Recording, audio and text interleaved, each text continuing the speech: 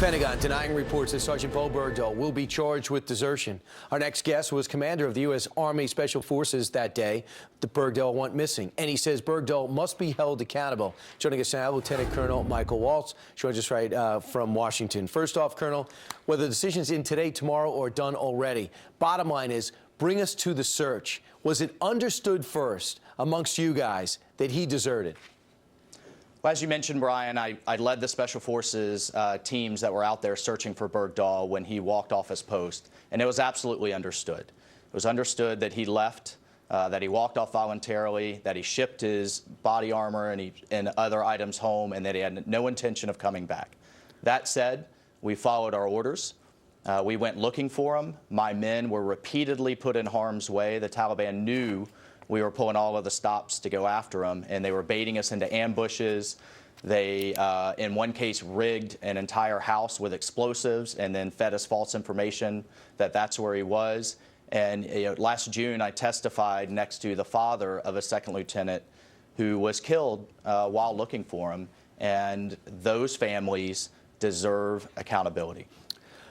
I can't imagine. Plus, the missions you weren't on because you had to look for him, the dangers you were in looking for him, and knowing he deserted, but you have to follow orders, is unbelievable. And then the trend this may have started with what we're witnessing now, another prisoner swap, ISIS, the utter definition of evil, dealing with Jordan to try to get their pilot back. But I want to bring you to the other story, and that is what the Taliban is. First off, if I told you the Taliban wasn't a terror group, what would you say?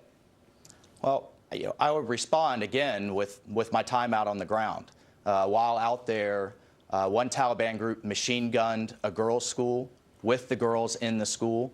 Another group hung a 7-year-old little boy, an Afghan boy, because he had dollar bills in his pocket. This group is absolutely a terrorist organization. Walks like a duck, talks like a duck. It's a duck. Well, you're a warrior and you're a diplomat. You're in the battle and you're in Washington. So hold your breath and let's hear what the administration has to say about the Taliban. The Taliban is an armed insurgency. ISIL is a terrorist group. So we don't make concessions to terrorist groups. We feel the Taliban is a terrorist group? I don't think that the Taliban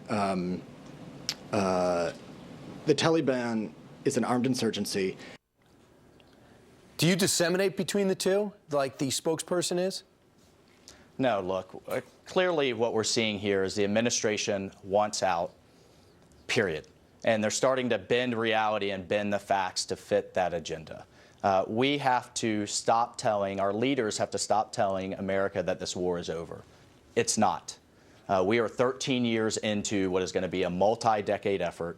The hardest thing in the world to defeat is an ideology, and right now we are at war with the ideology of radical Islam, and it's going to take 40, 50, 60 years to defeat it, just like it did communism, fascism, and other ideologies of totalitarianism. Colonel, and most sober people watching right now agree with you, but we're pulling out anyway, and sadly we're going to have to fight our way back in, and they're going to ask guys like you to do it, and it's not fair. And you've already made tremendous progress, and they're asking you to throw it all away.